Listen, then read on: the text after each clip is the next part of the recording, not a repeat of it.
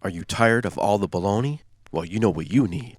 Straight talk with Jack Graham. So make sure you hit that like button and subscribe so you don't miss out on any future videos. Now, here is Jack Graham.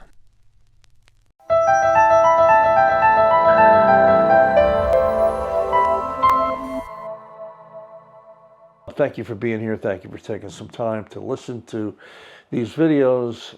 If you like what you see, please subscribe and like and all that good stuff that everybody asks you to do. I just pulled a couple things out that I thought were done exceptionally well. On Blue Note Records, Bill Charlap. Bill's a pianist in New York that's worked with a lot of people, Phil Woods, a number of people. He's got his own trio now with the Washington Brothers, with Peter and Kenny, Peter being the bassist, Kenny being the drummer, but on Blue Note Records. And I talked about this in a prior video. I won't go into it. Great tunes, great sounding record, exceptionally well sounding record. Almost sounds like, I won't say UHQR record, but bordering. It's a very audiophile recording. Bill Charlap Trio, and then again on the Blue Note label. Again, if you have a streamer, you can stream this, but I would suggest picking this up. Wait till you hear the drums on this. Boy, it sounds like they're real close to you. I won't say that it sounds like they're right in a room, because nothing really can do that, but they jump right out at you. Was Satchmo Plays King Oliver. Some of the old tunes that Louis played. What a great player. You talk about a sound. I tell you, Louis was just amazing. A lot of his records that are available are older recordings and therefore don't sound that great. And I don't think that people listen to enough Armstrong. Singers, other musicians have all said that Armstrong was their main influence. I think Tony Bennett would tell you that. Other people. But this is one of Louis' standard great bands that he worked with Danny Barcelona on drums. Mort Herbert on bass, so I don't know much, and Billy Kyle, good pianist. Trummy Young, of course, on trombone, and Peanut Suckle on clarinet. But again, old Louis standards. Some tunes written by Jelly Roll Morton, others by Armstrong. And of course, the great King Oliver, who was Louis' first influence in New Orleans. Exceptionally well recorded, again by Acoustic Sounds, that was released this year. Originally, I think this came out about 2017, 2018, but was repressed. Pick this up, it's still available. Satchmo Plays King Oliver. Is Duke and Johnny Hodges. I don't think I need to go into too much on here. There are 7 tunes on here, all different blues, Basin Street Blues, St. Louis Blues, Royal Garden Blues, done in kind of a different way, but a great sounding sonic record. Again, this was a recording done back in the 60s that is really amazing. For me, the highlight of this was the fact that Harry Edison is on a number of tunes, along with Sam Jones on bass. But to hear Harry and Johnny Hodges together is exceptional, and I think you'll all be impressed on Duke's amazing piano playing. A lot of people never gave him the credit for being the pianist that he was, and he was. Here's another Johnny Hodges record. This is done with kind of an orchestra. And it doesn't really say who the side men are on here. Maybe it does on Discogs. But Blues Aplenty, Johnny Hodges and the orchestra. This is a Verve reissue. Other than Roy Eldridge and Vic Dickinson and Strayhorn and piano, they're I don't know who did the arrangements or what have you. It doesn't really say on here, but Sam Woodyard is on drums, Duke's drummer. But you know, to hear Roy is kind of like hearing Harry Edison. And to hear Roy Eldridge in this setting, some of Roy's best playing is on here. It's a great sounding record. Johnny Hodges and his orchestra. Blues Aplenty. Again, on the Verve series. Very few of these Verve series records that I've heard aren't first class. I recommend them all. These in particular. Again, this year we were gifted by Kraft again, and I'll tell you, they keep bringing out great records. You know, Waltz for Debbie and the Village Vanguard, and of course the new record Explorations that came out a couple weeks ago that I talked about in a prior video.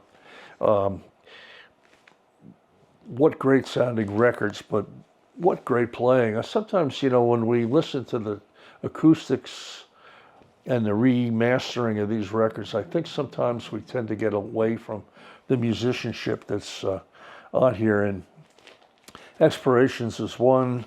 Of course, Waltz for Debbie and the Village Vanguard. If you don't have this, this is the OJC series reissue that Kraft is doing.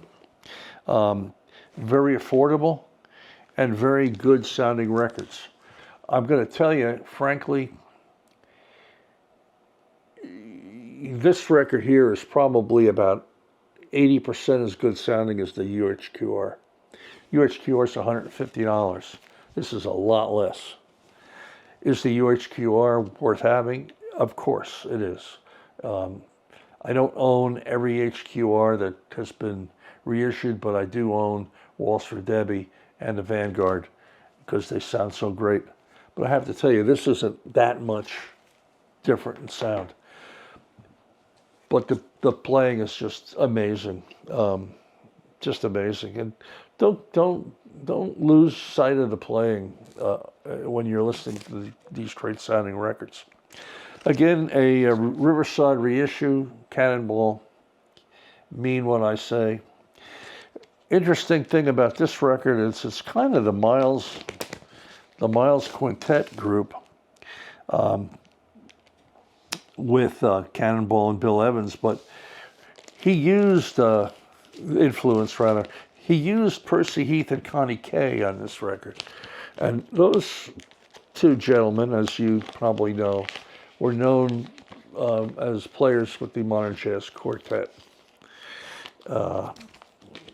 And to hear those guys play as they know each other so well from playing all those records and all those recordings and all those years with the MJQ on here, rhythm section is just exceptional. And some of Bill Evans' great playing is on this record. On Riverside, Original Jazz Classic reissue by Kraft. I'm going to talk a little bit about two Blue Notes that you need to have. One of which has been done in a lot of videos, the Sonny Rollins at the Village Vanguard, remastered off the 7.5 master tapes, 3-record set, and a couple of records that were never brought out. Again, on the Tone Poet series, the Joe Harley Tone Poets. You need to have this. If you don't have it, pick it up. It's one of the, I think, you know, if I had to do a top 10, this would be, for me, 1, 2, or 3. Really done well. The Tone Poet series, for the most part, is exceptional. There is a Tone Poet that just came out, and it's by Hank Mobley, called The Slice of Life. This is recorded back in, boy, I gotta believe in mid-60s, 64, 65. But it was never reissued. It was never issued until later on. What's interesting about this record is the instrumentation and the arrangements. When you see Hank Mobley, you think of the quintets, you think of small group playing, with Miles and some other people. But on here, you've got James Spaulding, Lee Morgan, Kane Zawadi, who I don't know, Howard Johnson. Howard Johnson is a tuba player. I believe he might have been on Birth of the Cool, if I'm not mistaken. But a lot of, whenever you see a tuba player in a jazz album, it's usually Howard Johnson. And of course, McCoy Tyner. Bob Cranshaw on bass did some great work with Duke Pearson. Big band that Duke Pearson had. And of course, Smilin' Billy Higgins on drums. This Kane Zawadi played euphonium. Euphonium, for those of you who don't know, is kind of like a small little tuba. It's kind of a cross between a trombone and a tuba. But if you look at the instrumentation on here, you've got tenor, alto, trumpet, of course, front line. Then you've got euphonium, tuba, and then a rhythm section. What's really interesting about this record is the arranging. And the arranging is done by Duke Pearson. And Duke Pearson's done movies and big bands and all sorts of stuff. This is not a typical, when you see Hank Mobley and Lee Morgan, you think of a, quintet, quartet, sextet group. But this is an amazing record. There are 8 players on here, but boy, at times it sounds like there's about 12. The arrangements are just amazing. And, these are mostly original tunes. I think there's 5 tunes, 4 of which are by Mobley, and then there's a kind of a standard called There's a Lull in My Life that has not been recorded too many times from a show, and I can't remember what show it is. I'm sure in here it'll tell you, but I'm not going to take the time. But pick this up. This is a tone poet, came out a couple months ago, called A Slice of the Top by Hank Mobley. It's LT 995, the original. Blue Note record done in 66, 65, 66, but not issued until sometime in the 70s. Been redone and redone well. Again, not one of your standard things. Another thing I'd probably recommend you all doing, if you have any interest in classical music at all, and again, Scott Wilson at Depressing Manners really took a lot of time to talk about these. There's still some of these available at Acoustic Sounds, The In Groove, some of the other retailers around online. But these Living Stereos by RCA are superb. These reissues are superb. The originals are amazing. If you can find some of them clean. And of course, Scott Wilson at Depressing Matters talks about these in a number of videos. These are still available at Acoustic Sounds, other places. If you enjoy classical music and enjoy good sounding reissues on vinyl, pick these up while they're around. I don't think they're going to be repressed once they have disappeared, and they are close to disappearing. This is the Boston Symphony with Munch, Lemaire, and Ports of Call. All about the ocean. Great sounding records by RCA Living Stereo, redone by Analog Productions. Debussy, Lemaire, and Ibert, Points of Call. Boston Symphony, Charles Munch. I have a bunch of others here that are really, really good, but these are going to go away. I don't know if they'll be brought back, certainly not in the near future. I thank you all for your time this year. And we'll try to bring you some good stuff. And we'll talk to you soon. Bye-bye.